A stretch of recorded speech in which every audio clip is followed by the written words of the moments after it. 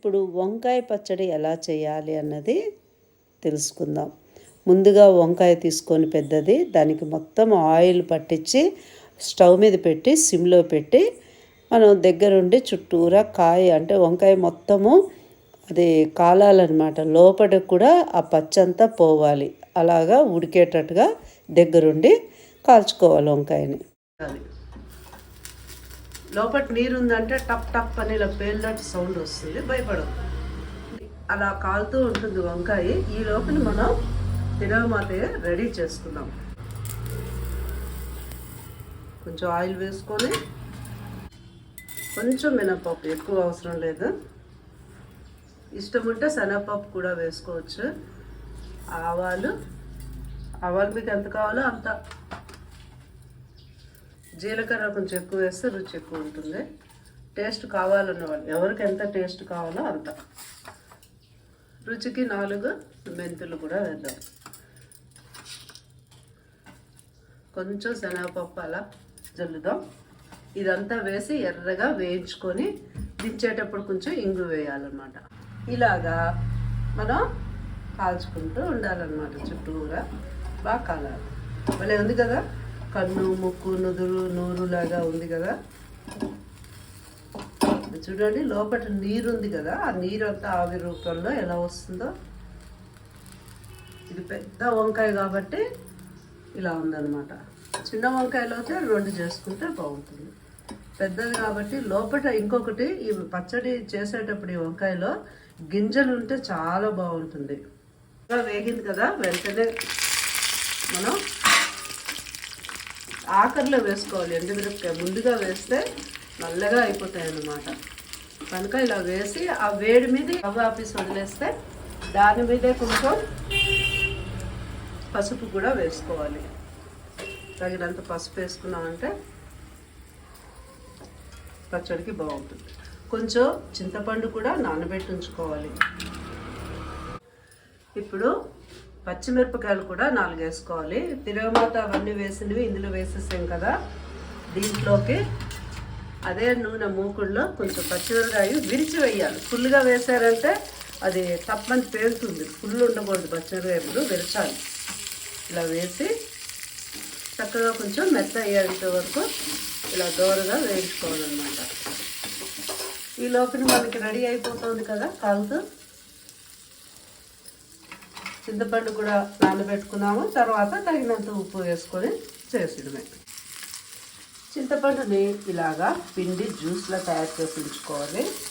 వేడిగా ఉండే తిరగమవుతుంది కదా, దాని మీదే కొంచెం ఇంగు వేసుకోవాలన్నమాట. కొంచెం కనుక ఇలా వేసుకొని అటు ఇటు కలిపి అలా ఉంచుకున్నామంటే ఆ వాసన ఫుల్ ఉంటుంది.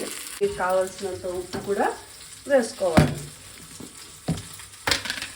ఆ వంకాయ ఎంత తీసుకున్నామో దానికి సరిపడా ఉప్పు కూడా మనం ఈ నీళ్ళల్లో వేసి ఉంచుతున్నాము. కొంచెం కరుగుతుంది తొందరగా. నేను ఎప్పుడు వాడేది సైంధవ లవణం, ఎప్పుడు చెప్తూనే ఉంటాను. పచ్చిమిరపకాయ కూడా వేగిపోతుంది. దీన్ని ఇలా వేగుతున్న దాన్ని మరీ మాడిపోకుండా ఆ హీట్కే వేగేటట్టుగా మనం అలా వదిలేద్దాం, సరేనా? ఓపెన్ మనం రోలు ఉంటే రోటి పచ్చడి చేసుకోవచ్చు. మనకి ఈ రోజుల్లో రోళ్ళు దగ్గర లేవు కాబట్టి అర్జెంటుగా చేయాలి కాబట్టి మిక్సీలో పచ్చగా ఇది మిక్సీ చేసి తర్వాత పచ్చడిగా చేసుకోవాలి. ఈ లోపల మనకి ఆ వంకాయ కాలిపోతుంది చూసారా చక్కగా. ఈ విధంగా మనకి మిక్సీ చేసుకున్న తర్వాత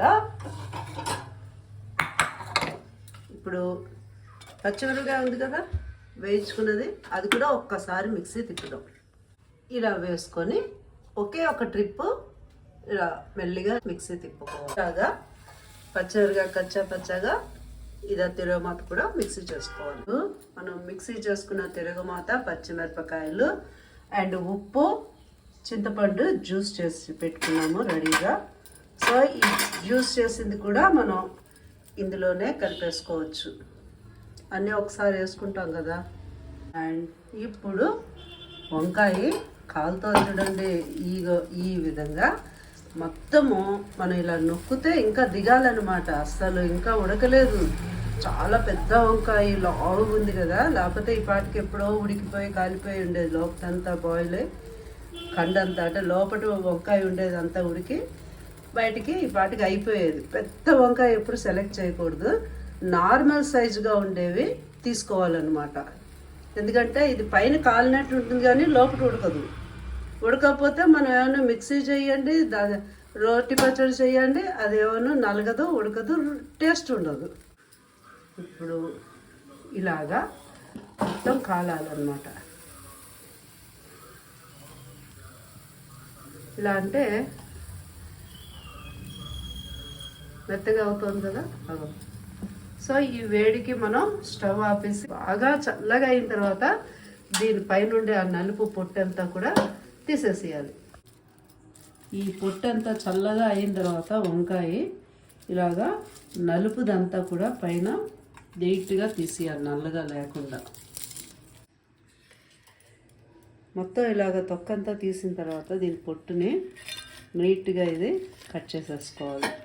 లోపల ఏమైనా పురుగది ఉందేమో చూసుకోవాలన్నమాట. లోపల ఏమైనా పుచ్చు పురుగు ఏమైనా ఉండొచ్చు, చూసుకొని చేసుకోవాలి. ఇప్పుడు దీన్ని మొత్తం ఇలా నీట్గా దంచినట్టుగా మెత్తగా చేసుకోవాలన్నమాట. చాలామంది చేతితో పిసుగుతారు, దానికన్నా చేయి పెట్టకుండా మనం ఈ టైప్లో ఇలా చేసుకోవడం చాలా మంచిది.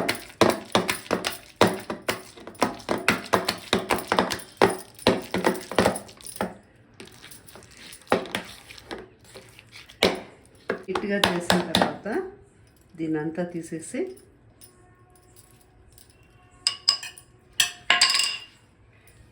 ఇది తయారు చేసి ఉంచుకున్నాం కదా, తిరగమాత పచ్చరిగా ఇవన్నీ కూడా నీట్గా బాగా స్పూన్తో కలిపేయాలి.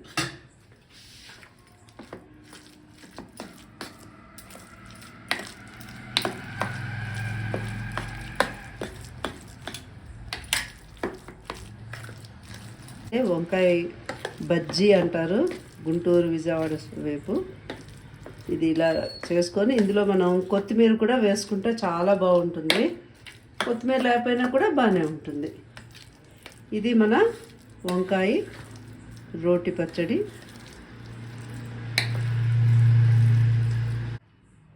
ఇప్పుడు వంకాయ వంకాయ బజ్జీ కూడా అంటాం కదా, అది తయారైపోయింది. దీన్ని మన అన్నంలో తినొచ్చు, చపాతీ, ఉప్మా, తర్వాత దోశలు అన్నిట్లో కూడా తినొచ్చు. దీంట్లో చాలామంది పెరుగు కూడా కలుపుకొని తింటారు, చాలా బాగుంటుంది. కొత్తిమీర వేసుకుంటే ఇంకా టేస్ట్ ఉంటుంది. ఈ విధంగా వంకాయ పచ్చడి తయారు చేసుకుంటాం.